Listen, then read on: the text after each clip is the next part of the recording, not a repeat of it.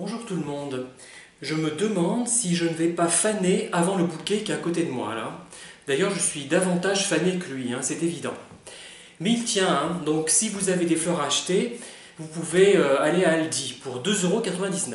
Mais bon, je ne viens pas pour vous parler de cela, mais pour rebondir un petit peu sur des remarques qui ont été faites à l'issue d'une de mes vidéos. Je suis un peu essoufflé parce que je viens de faire un petit entraînement qui a été suggéré par une vidéo avec une série de petits exercices, donc je reviens du jardin, c'est pour ça que je suis un petit peu hors d'haleine, enfin si on peut dire. Alors, je reprends. Donc, certains insistent sur le fait que le pervers narcissique, le vide intérieur, le manipulateur, a subi durant son enfance une dévalorisation de la part de ses parents. Il a été objetisé, instrumentalisé, par exemple pour dévaloriser le père ou la mère par son biais. Tu es mal fichu comme ta mère, tu es bête comme ton père, tu es inculte comme ton oncle, que sais-je encore.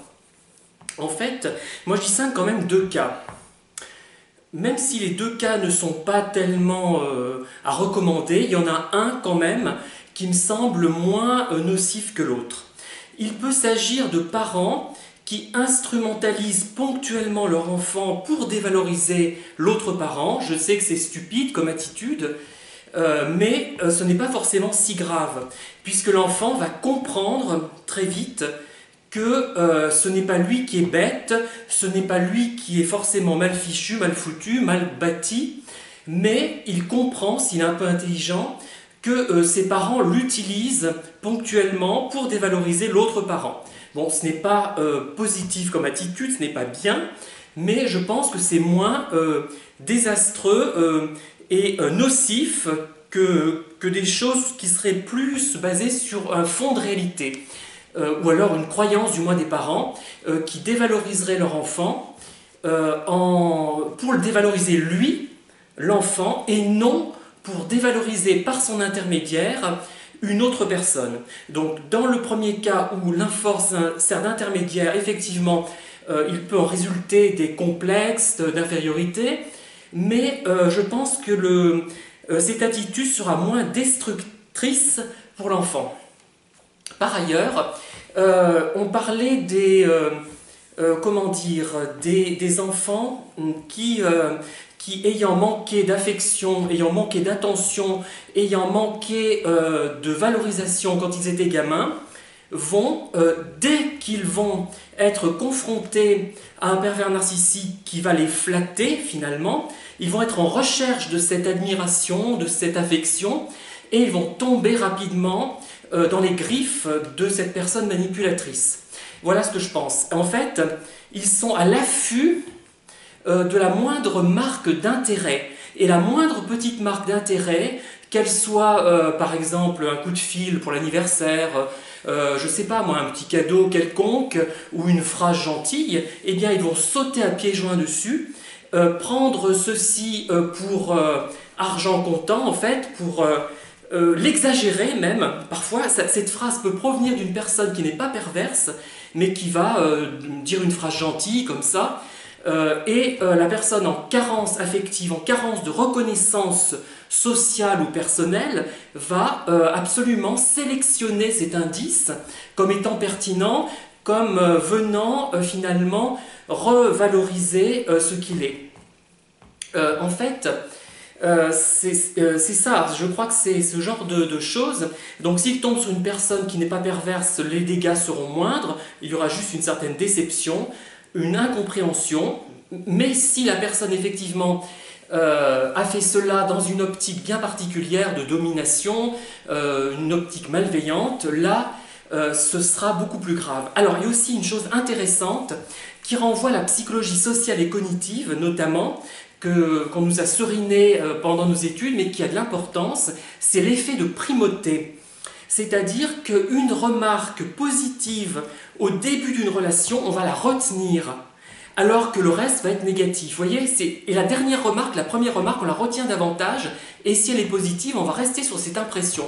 Pendant longtemps, moi j'ai refusé de laisser tomber des personnes qui étaient finalement nocives, qui se seront révélées nocives au fil de la relation, parce que la première relation que j'ai eue avec ces personnes, les premiers contacts, on va dire les premiers, peut-être pas le premier, mais la première soirée, la première journée, a été très positive, et donc je suis resté sur cette opinion positive. Voilà.